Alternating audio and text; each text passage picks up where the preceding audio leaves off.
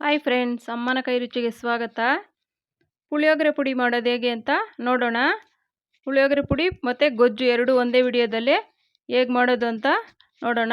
ಈಸಿಯಾಗೆ ಮಾಡ್ಬೋದು, ತುಂಬ ಟೇಸ್ಟಿ ಇರುತ್ತೆ. ನಾವು ದೇವಸ್ಥಾನಗಳಲ್ಲಿ ತಿಂದಾಗ ಯಾವ ಥರ ಟೇಸ್ಟ್ ಇರುತ್ತೋ ಅದೇ ಥರ ಟೇಸ್ಟ್ ಇರುತ್ತೆ.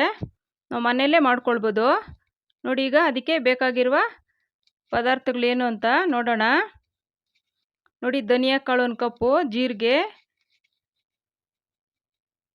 ಕಡಲೆಬೇಳೆ ಮತ್ತು ಉದ್ದಿನಬೇಳೆ, ಮೆಂತ್ಯ,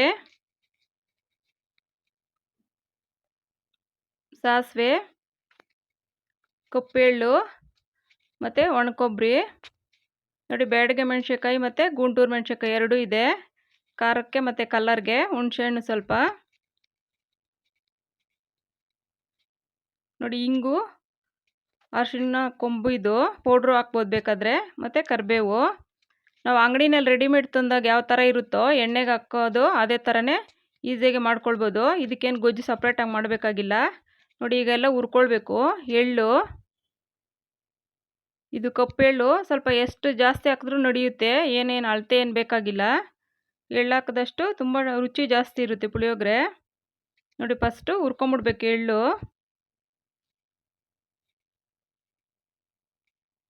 ನೋಡಿ, ಈಗ ಇದಕ್ಕೆ ಸ್ವಲ್ಪ ಎಣ್ಣೆ ಹಾಕ್ಕೊಳ್ಬೇಕು.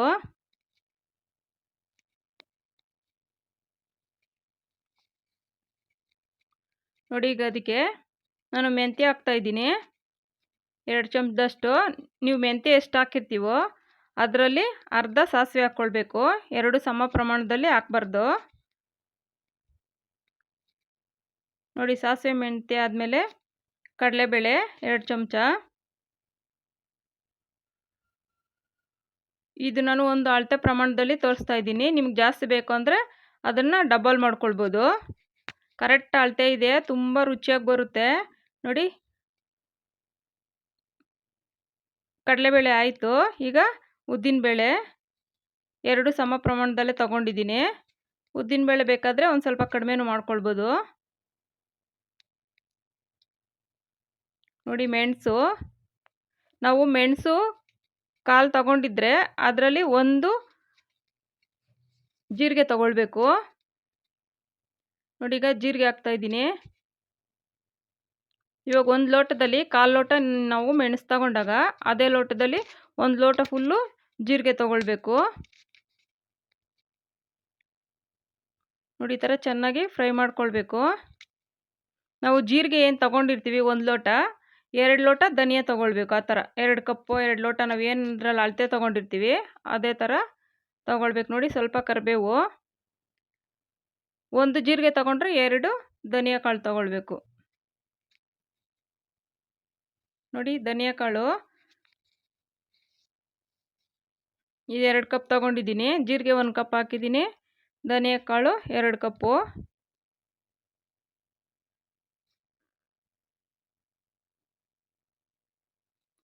ನೋಡಿ, ಈಗ ಇದಕ್ಕೆ ಬ್ಯಾಡಗೆ ಮೆಣಸಿನ್ಕಾಯಿ ಕಲರ್ ಚೆನ್ನಾಗಿ ಬರುತ್ತೆ, ಮತ್ತು ಖಾರಕ್ಕೆ ಗುಂಟೂರು ಮೆಣಸಿನ್ಕಾಯಿ. ಬ್ಯಾಡಗೆ ಹಾಕೋದ್ರಿಂದ ಕಲರ್ ಚೆನ್ನಾಗಿ ಬರುತ್ತೆ. ಖಾರ ನೋಡ್ಕೊಂಡು ಹಾಕ್ಕೊಳ್ಬೇಕು, ನಾವು ಯಾವ ಥರ ಖಾರ ತಿಂತೀವಿ ಆ ಥರ ನೋಡಿಕೊಂಡು. ನೋಡಿ, ಅರಿಶಿಣ ಕೊಂಬು ಸ್ವಲ್ಪ ಪುಡಿ ಮಾಡ್ಕೊಂಡಿರೋದು. ಅರಿಶಿಣ ಕೊಂಬು ಇಲ್ಲ ಅಂದರೆ ಅರಿಶಿಣ ಪುಡಿನೇ ಹಾಕ್ಕೊಳ್ಬೋದು. ನೋಡಿ, ಇದು ಒಣಕೊಬ್ಬರಿ ನಾನು ಮಿಕ್ಸಿಗೆ ಹಾಕಿ ಪೌಡ್ರ್ ಮಾಡ್ಕೊಂಡಿದ್ದೀನಿ.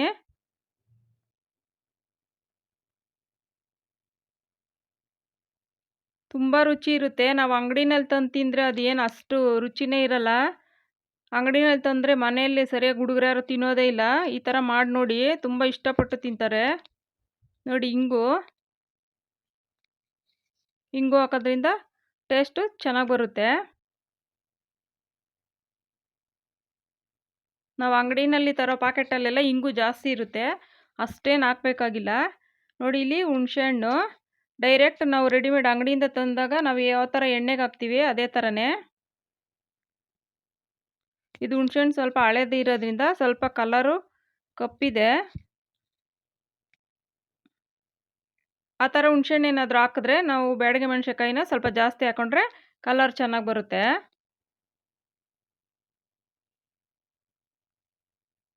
ನೋಡಿ ಸ್ವಲ್ಪ ಸಿಮ್ಮಲ್ಲಿ ಇಟ್ಕೊಂಬಿಡ್ಬೇಕು ಹುಣಸೆಹಣ್ಣು ಹಾಕಿದ್ಮೇಲೆ. ಈಗ ನೋಡಿ ಅದಕ್ಕೆ ಹುರಿದಿರೋ ಅಂಥ ಎಳ್ಳು ಸೇರಿಸಿ ಮಿಕ್ಸ್ ಮಾಡ್ಕೊಳ್ಬೇಕು. ನೋಡಿ ಆಗಿದೆ. ಇವಾಗ ಅದಕ್ಕೆ ಕಲ್ಲುಪ್ಪು ಹಾಕ್ತಾಯಿದ್ದೀನಿ ನಾನು, ರುಚಿಗೆ ನೋಡಿಕೊಂಡು ಉಪ್ಪು ಇದರಲ್ಲೇ ಹಾಕೋದು. ನೋಡಿ ಬೆಲ್ಲ ಸ್ವಲ್ಪ, ಪುಳಿಯೋಗರೆಗೆಲ್ಲ ಸ್ವಲ್ಪ ಬೆಲ್ಲ ಹಾಕಿದ್ರೇ ರುಚಿ ಚೆನ್ನಾಗಿರುತ್ತೆ. ನೋಡಿ ಈಗ ತಣ್ಣಗಾಗಿದೆ, ಪೌಡ್ರ್ ಮಾಡ್ಕೊಳ್ಬೇಕು. ನೀವು ಈ ಅಳತೆ ಪ್ರಮಾಣದಲ್ಲಿ ಮಾಡಿ ನೋಡಿ ಎಷ್ಟು ರುಚಿ ಇರುತ್ತೆ ಅಂದರೆ, ನೀವು ನೆಕ್ಸ್ಟ್ ಟೈಮು ಅಂಗಡಿಯಿಂದ ನೀವು ಏನು ತರೋದಿಲ್ಲ, ಅಷ್ಟು ರುಚಿ ಇರುತ್ತೆ. ನೋಡಿ ಪೌಡ್ರ್ ಆಗಿದೆ,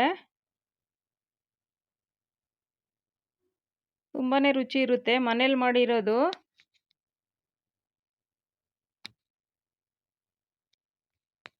ನೋಡಿ ಕಲರು ಚೆನ್ನಾಗೇ ಬಂದಿದೆ. ನೋಡಿ ಈಗ ಗೊಜ್ಜು ಮಾಡೋದು ಹೇಗೆ ಅಂತ ನೋಡೋಣ. ನೋಡಿ ಒಂದು ಬಾಣಲೆಗೆ ಎಣ್ಣೆ ಹಾಕ್ಕೊಂಡು ಅದಕ್ಕೆ ಸ್ವಲ್ಪ ಸಾಸಿವೆ,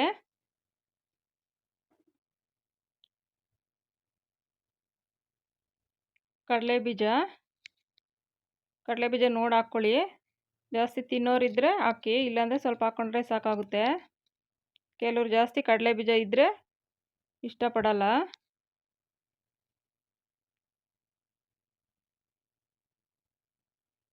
ಸ್ವಲ್ಪ ಮೀಡಿಯಮ್ ಫ್ಲೇಮ್ನಲ್ಲೇ ಫ್ರೈ ಮಾಡ್ಕೊಳ್ಬೇಕು, ಇಲ್ಲಾಂದರೆ ಸೀದಂಗಾಗುತ್ತೆ. ನೋಡಿ ಕಡಲೆಬೇಳೆ, ಉದ್ದಿನಬೇಳೆ ಒಂದೊಂದು ಸ್ಪೂನ್ ಹಾಕಿದ್ದೀನಿ,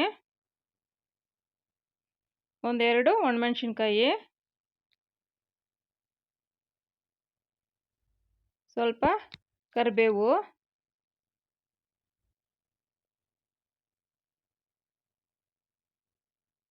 ಈಗ ಅದಕ್ಕೆ ಸ್ವಲ್ಪ ಇಂಗು ಹಾಕ್ಕೊಳ್ಬೇಕು.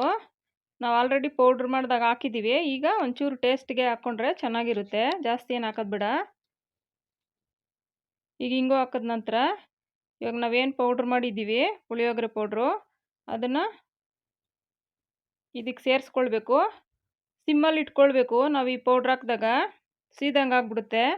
ಸಿಮ್ಮಲ್ಲಿ ಇಟ್ಕೊಂಡೆ ಒಂದು 2 ನಿಮಿಷ ಚೆನ್ನಾಗಿ ಈ ಥರ ಫ್ರೈ ಮಾಡಿದ್ರೆ ತುಂಬ ಟೇಸ್ಟು ತುಂಬ ಚೆನ್ನಾಗಿ ಬರುತ್ತೆ, ಚೆನ್ನಾಗಿ ಫ್ರೈಯೂ ಆಗಿರುತ್ತೆ. ನೋಡಿ ಕಲರು ಚೇಂಜ್ ಆಯಿತು. ಈಗ ಅದಕ್ಕೆ ಬರಬೇಕು, ಅಷ್ಟೇ ಪೌಡ್ರ್ ಹಾಕಿ ಮಿಕ್ಸ್ ಮಾಡೋದಷ್ಟೇ, ಇನ್ನೇನು ಅದಕ್ಕೆ ನಾವೇನು ಆ್ಯಡ್ ಮಾಡೋ ಥರ ಏನಿರಲ್ಲ. ಕೊನೆಯಲ್ಲಿ ಸ್ವಲ್ಪ ಕೊತ್ತಂಬರಿ ಸೊಪ್ಪು ಹಾಕ್ಕೊಂಡ್ರೆ ಟೇಸ್ಟ್ ಚೆನ್ನಾಗಿ ಬರುತ್ತೆ. ಕೊತ್ತಂಬರಿ ಸೊಪ್ಪು ಹಾಕಿದಾಗ ಸ್ಟವ್ ಆಫ್ ಮಾಡಿಬಿಡಿ, ಆ ಬಿಸಿಗೆ ಚೆನ್ನಾಗಿ ಫ್ರೈ ಆಗುತ್ತೆ. ನೋಡಿ ತುಂಬ ಟೇಸ್ಟ್ ತುಂಬ ಚೆನ್ನಾಗಿ ಬಂದಿದೆ, ಒಮ್ಮೆ ಟ್ರೈ ಮಾಡಿ ನೋಡಿ.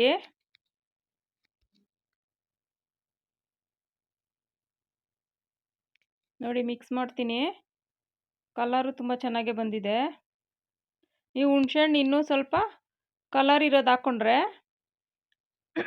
ಇನ್ನೂ ಕಲರ್ ಚೆನ್ನಾಗೇ ಬರುತ್ತೆ. ನೋಡಿ ಯಾವ ಥರ ಇದೆ.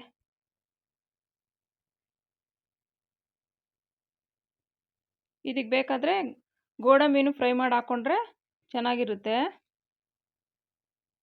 ನೋಡಿ ಒಮ್ಮೆ ಟ್ರೈ ಮಾಡಿ ನೋಡಿ, ಇಷ್ಟ ಆಗುತ್ತೆ. ನೀವು ಅಂಗಡಿನಲ್ಲಿ ತಂದೆ ತಿನ್ನೋಲ್ಲ, ಅಷ್ಟು ರುಚಿ ಇರುತ್ತೆ. ನೋಡಿ ಒಂದು ತಟ್ಟೆಗೆ ಸರ್ವ್ ಮಾಡ್ತೀನಿ. ತುಂಬ ಚೆನ್ನಾಗಿ ಬಂದಿದೆ.